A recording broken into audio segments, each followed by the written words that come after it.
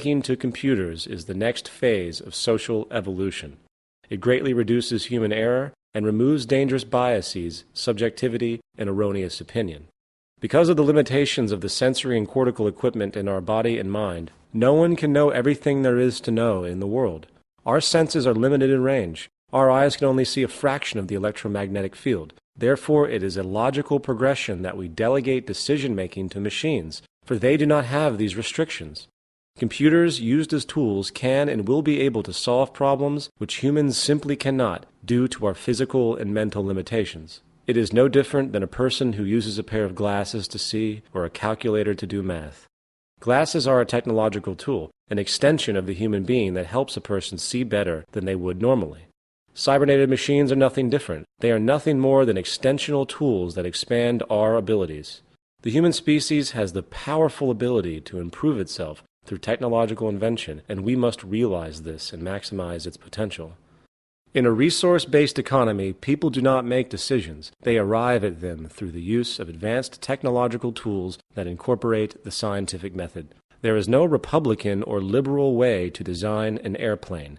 So why do we use these outdated worldviews to operate society today? When we recognize society as a technological invention, with its component variables really no different than the component variables of an airplane, we then see that our orientation towards so-called government should be purely scientific. Politics is outdated, for its processes are largely subjective, highly influenced by money, and virtually without scientific reference. Government and the concept of the state will eventually be outgrown entirely and replaced by an objective system of global resource management and technological organization. Government thus becomes a cybernetic system, which is intimately combined with industry and is only responsible for the production and distribution of goods, along with resource and environmental management. Generally speaking, the components of this new system would be as follows. 1. A central computerized database containing catalogs of every known material and every known technical understanding. As noted previously, computers have the ability to catalog information and logically compute it on a scale much larger than any human can. As stated before, the most efficient decisions we can make are decisions that take into account all known relevant variables. Only computers will be able to handle the integration of all known earthly knowledge and come up with decisions that will be logically based on the full known range of data. Just as with our previous example of our car mechanic who had his tailored database program for solving mechanical problems, this central computerized database contains all known knowledge ranging from the properties, combinations, and applications of every element on the periodic table to the complete known history of technological invention. Once the associative system emerges, which will allow computers to contextually cross-relate all the known disciplines, we will have at our grasp a tool of immeasurable possibilities. For the new method of problem-solving and invention will be an interaction with this database program. In fact, it will likely come in the form of a simple website on the Internet. You would pose a problem or question to the database, and it will give the best feedback that is possible based on the current state of knowledge at that period in time. It is no different than interfacing with a calculator, but this new calculator has a powerful associative system and an extensive database of knowledge that can not just understand and compute math. It can integrate physics, biology, astronomy, and every field of science into a concentrated tool.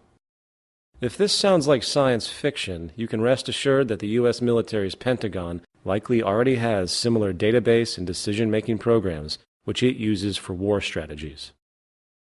However, in order for this system to be effective, it must also have real-time feedback input from the planet in order to understand what resources we have so we can account for dynamic equilibrium.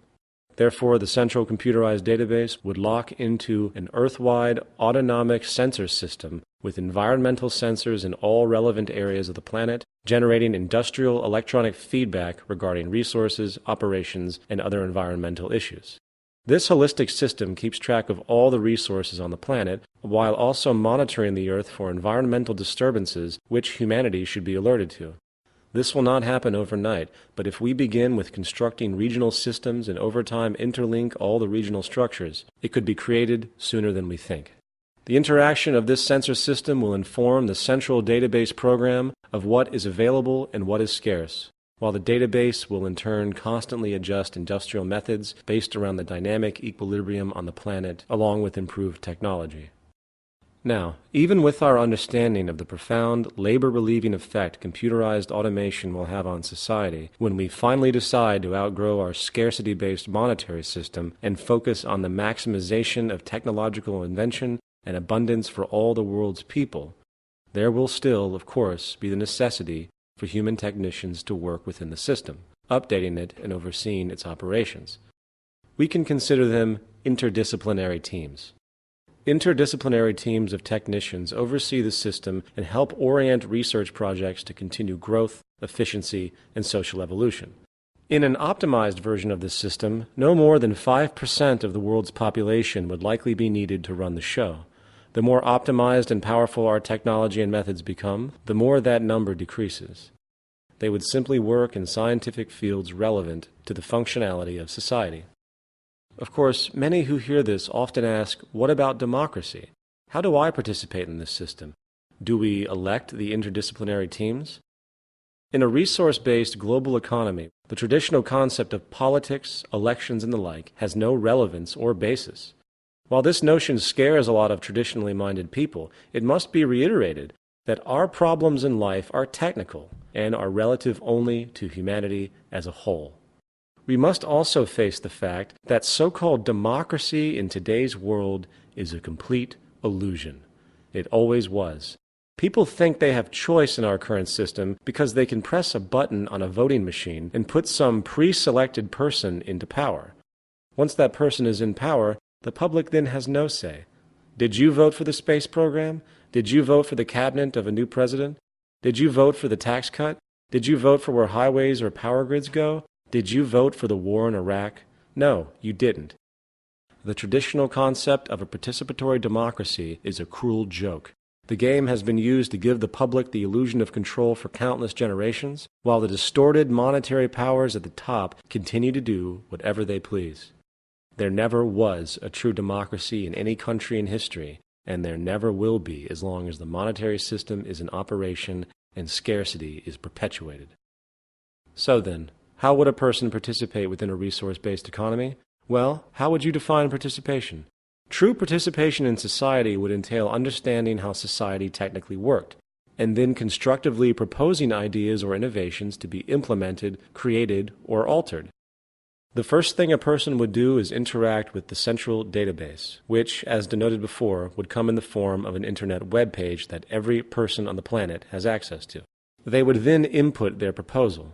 The central database, with its historical knowledge and full integration of all scientific fields, would then analyze the concept for its scientific and technical integrity, along with optimizing the materials required, if necessary, based on current understandings and availabilities.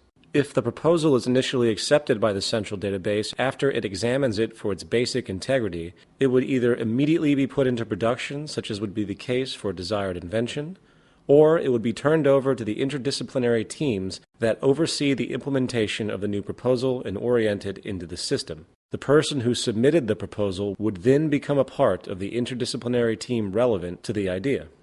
These teams would not be fixed, but constantly revolving based on who wants to participate in a given field and what they have to contribute. This is a true election, based on what a person has done, not what they say they will do. Furthermore, the public's fear of traditional corruption will have little basis, for there is no reward for it. The interdisciplinary teams do not get paid in any way, for their worldviews have been expanded to realize that their reward is, in fact, the fruits of the society as a whole, and they contribute because it benefits them directly. While this might sound difficult for those who have been fully indoctrinated into the monetary-based reward system and feel that money is the only incentive there is, let it be known that every day all over the world millions of humans volunteer for the greater good. In a 1992 released Gallup poll, more than 50% of American adults volunteered with no pay for social causes at an average of 4.2 hours a week, for a total of 20.5 billion hours. This is an incredible triumph for the collective human spirit, for even with the sickness of narrow